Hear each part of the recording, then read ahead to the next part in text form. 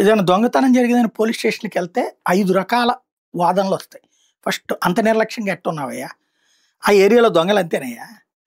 అయినా దొంగలకి దొరికే నువ్వు అట్లా డబ్బులెట్టా పట్టుకెళ్తావా క్యాషు? ఆన్‌లైన్‌లో చేసుకోవచ్చు కదవయ్యా!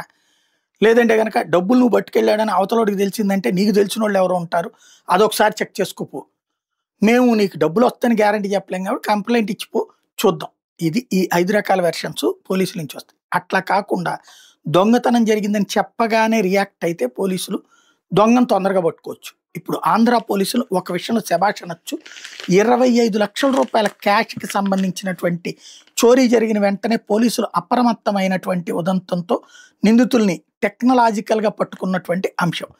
వాస్తవానికి ఈ గొడవ ఏంటంటే ఉత్తరప్రదేశ్‌కి చెందిన ఇద్దరు వెండి ఆభరణాల హోల్‌సేల్ వ్యాపారిని బుర్రి కొట్టించి 25,00,000 ఎత్తుకుపోయారు. కర్నూలు జిల్లాలో జరిగినటువంటి సంఘటన ఇది. రాజస్థాన్ రాష్ట్రం సిరోయ్ జిల్లా నాగని గ్రామానికి చెందినటువంటి ప్రవీణ్ ఆర్ రవాలి అనేటటువంటి అతను యాక్చువల్‌గా సికింద్రాబాద్‌లో ఉంటాడు. ఇతను వెండి ఆభరణాలు హోల్‌సేల్ వ్యాపారం చేస్తుంటాడు. బెంగుళూరులో వెండి ఆభరణాలు కొని హైదరాబాద్ రిటైల్ వ్యాపారులకు అమ్ముతుంటాడు. ఇందులో భాగంగా బెంగుళూరులో వెండి ఆభరణాలు కొనుగోలు చేసేందుకు 25,00,000 రూపాయల క్యాష్‌తో శనివారం రాత్రి హైదరాబాద్ నుంచి బెంగుళూరుకు బయలుదేరాడు. ఆదివారం తెల్లవారుజామున బళ్ళారి చౌరస్తాలో ఉత్తరప్రదేశ్‌కి చెందిన ఇద్దరు యువకులు షాహిద్, సుహేబ్ అదే బస్సులో ఎక్కి అనంతపురానికి టికెట్ తీసుకున్నారు. ప్రవీణ్ నిద్రమత్తులో ఉంటే వీళ్ళు డబ్బులున్న బ్యాగ్‌ను దొంగిలించేసి అమకతా టోల్ ప్లాజా దగ్గర దిగిపోయారు. వెంటనే టోల్ ప్లాజా దగ్గర దిగుతుండేటప్పుడు డ్రైవర్‌కి అనుమానం వచ్చింది. అందులో వాళ్ళు లగేజ్‌తో రానోళ్ళు లగేజ్‌తో దిగాడు ఇప్పటికి.